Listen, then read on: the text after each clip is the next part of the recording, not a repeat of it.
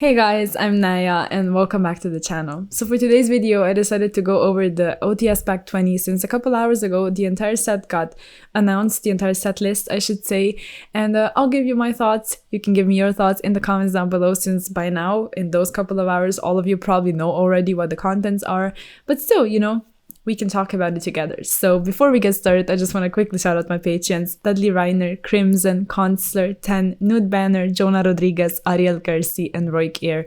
I'm very much grateful for your guys' support. And if any of you want to support me on Patreon, you can always find the link in the description below. So getting into the OTS Pack 20. Just a couple quick words I have on the entire product. I think it's one of the best ones among the last ones that were released. I do think that for the most part, a couple OTS packs and other reprint sets seemed like they were released at a poor time. And what I mean by that is that they should have been released earlier. It doesn't really seem like they were necessarily tying into the format they were released in, the ban list they were released under. And it just seemed kind of weird. So with this one, I think it's like almost the perfect time in which it dropped. With the reprints, especially of the very expensive cards, you will be able to see a pattern of them just looking forward to future sets, which is really, really nice to see. And also, like, the last thing before we really get into it, I'm not a huge fan of the fact that all 3 OT slots were taken by monsters, especially main deck ones. But I guess you can have everything. Like, I would love to see a spell or trap card because it's just more versatile. But I also do realize that all of them make sense. Like, even if you don't really like it, I'm not against the choice of the monsters. Like, if all of them need to be main deck monsters, sure, choose Ray and Aluber and Ghost Reaper, since Reaper follows the line of like Ghost Girls, and then obviously Sky Striker monsters, all of them had the OT printing, except Zeke. Yeah, except Zeke. Sure, like, Zeke is going to be the next one, I already can tell. So yeah, but Aluber, like, following Albaz and Ecclesia, it also makes sense. So even though it's not that great, we can't really be against it. So there's that. The next one I wanted to mention, and the first one that's not an OT, Nikomine King. So this one, and actually another one down there, you will be able to see that it's tying into the Ishizu cards. So that's what I meant when I was saying that they're sort of looking at future product. This one works in the OCG. I'm not sure how much play it actually sees, but it does seem like a very cool tech. And that's why I also chose this format of the video, so you can actually read through the cards effects with me while I'm talking about it. It just makes more sense. So by reading through this one, you will be able to tell that it's like really cool against Tearlament. So seems cool, and it was way too expensive. And speaking of expensive, the next card, Herald of Orange Light, was way too expensive for it being just Herald.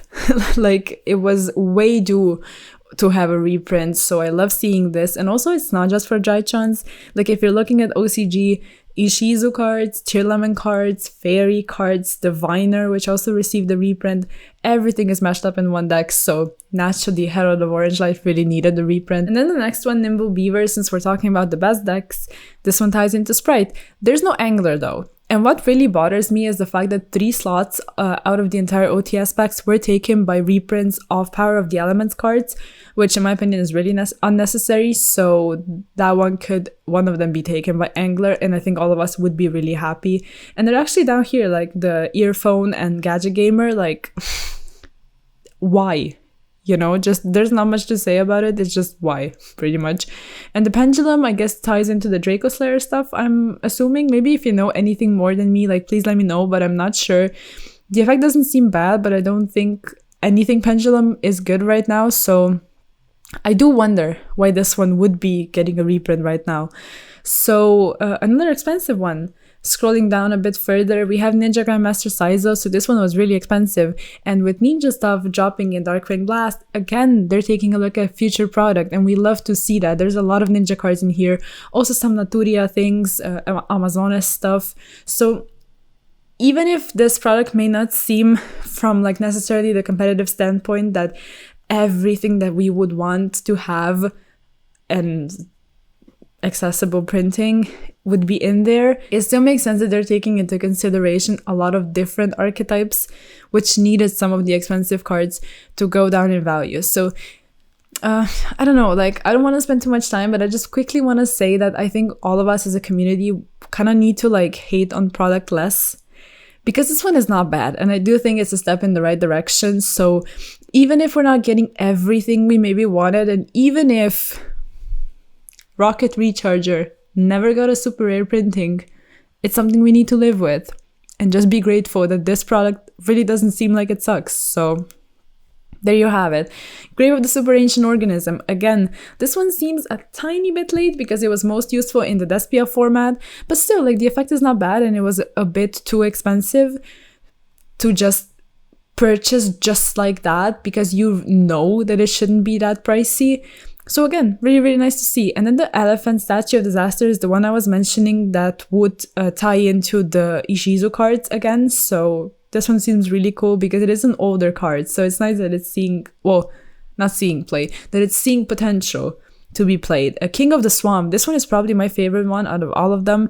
I wasn't aware that it was that expensive. And it seems like even though it has that many printings, all of them are expensive. So there's really not much to choose from. So it's cool that it's getting a reprint. And then we mentioned Naturi cards, again, Ninja cards, also Blackwing. Like, it's just cool. It's just cool because it's from Darkwing Blast. And I love the fact that they're actually thinking about that. So Zombiestein, I don't know, I really like it. I've always been a huge fan of Zombiestein, so it's cool to see.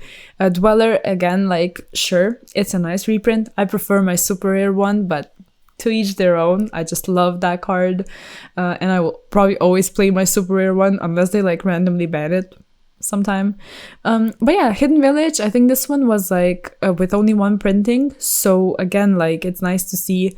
And the Amazonas stuff I mentioned already, Ninjutsu Art of Duplication, and the band played on. So this one is interesting to me because it's like not one of the only ones that has level manipulation, but it's the only one seeing a reprint in here, even though I wouldn't say it's useful right now since Sprite seems to be falling off a tiny bit. So yeah, they're not exactly out of that entire pattern of like reprinting stuff a tiny bit too late, but I do think they're trying, so it's still nice.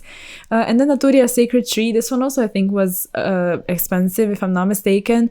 And then the last one is one of the Power of the Elements ones, which I kind of hate on, even though I said we shouldn't hate on product, but like 3 slots were wasted, and OTS packs aren't that huge, like you don't have that many slots to fill, so I do think 3 of them could definitely be something else, like Angler at least, you know, and there's other things as well, obviously, that could get a reprint. So it's not perfect, but it is something. And obviously tokens are never spoiled, so we can also hope for some dope tokens. And I guess with that, I will end the video. Let me know what you think. Like, I genuinely think it's not that bad, and it's nice to see. So if you like the video, of course, like it, sub to the channel, check out all the social media, and I'll see you in the next one. Peace!